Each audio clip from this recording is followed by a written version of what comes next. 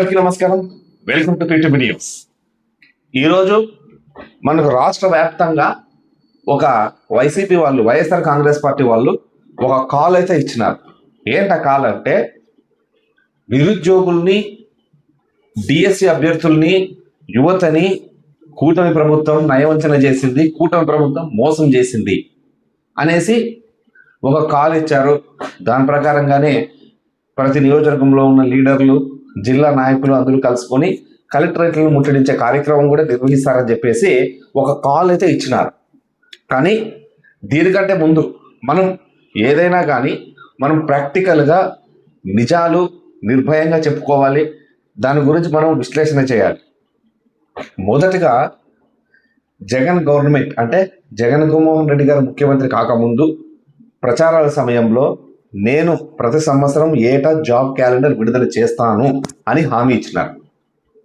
ఆ తర్వాత గెలిచిన తర్వాత కూడా నేను ప్రతి సంవత్సరం పోలీసు ఉద్యోగాలకు నోటిఫికేషన్ ఇస్తాను అని చెప్పేసి కూడా ఆయన హామీ ఇవ్వడం జరిగింది.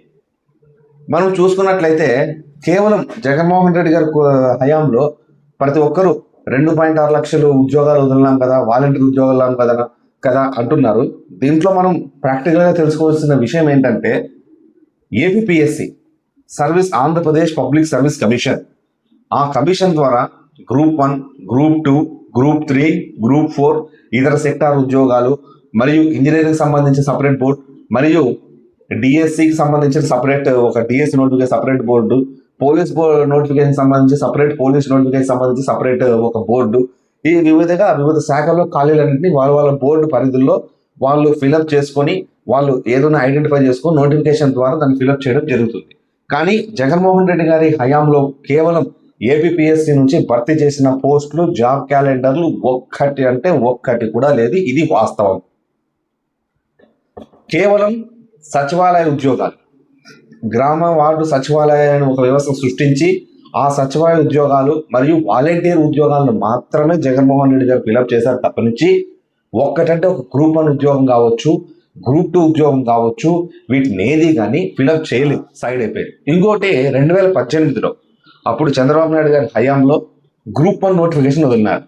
గ్రూప్ 1 అంటే ఆర్డీఓ, డిఎస్పీ ఇలాంటి గ్రూప్ 1 క్లాస్ ఆఫీసర్స్ పోస్ట్ అంటే దాంట్లో ఉంటాయి. ఆ పోస్టులకు సంబంధించి 2018లో నోటిఫికేషన్ అయితే విడుదల చేసినారు.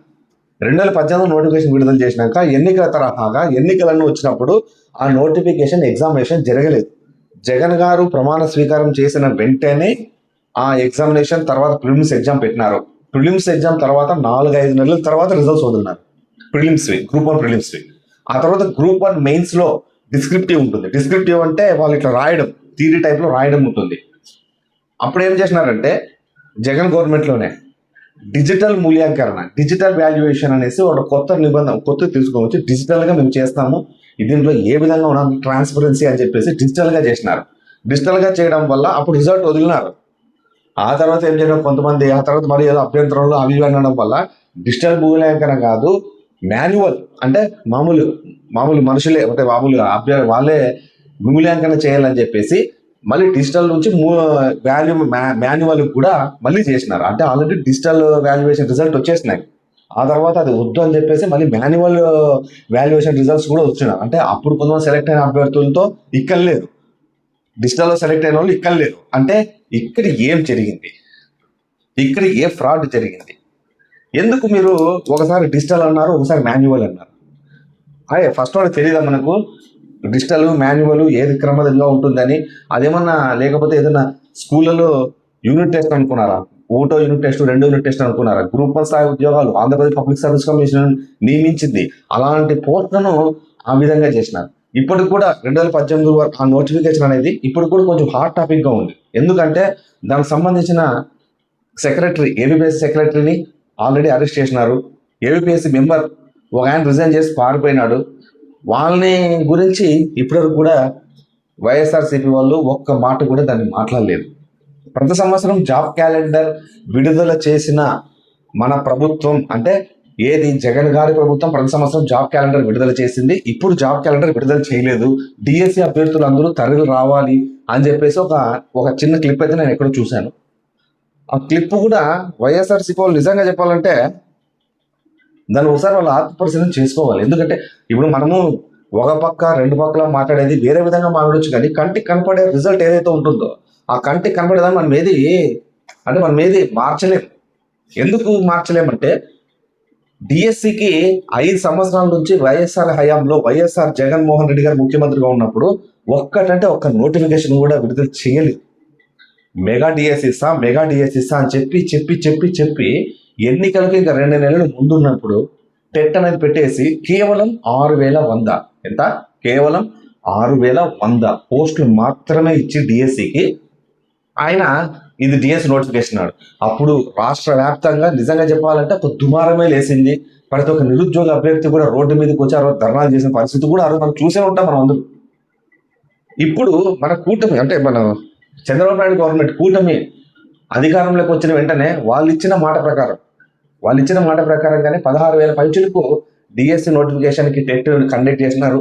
అదే డిఎస్సి నోటిఫికేషన్ విడుదల చేసినారు, ఎగ్జామ్ కండక్ట్ చేసినారు, ఆ తర్వాత రిజల్ట్ కూడా ఇచ్చేసినారు. ఏది డిస్టర్బెన్స్ అనేది లేకుండా, ఏ కోర్టు కేసెస్ అనేది లేకుండా నీట్గా ఫాలో అయ్యి చెప్పి నోటిఫికేషన్స్ ఆల్రెడీ అయిపోయింది.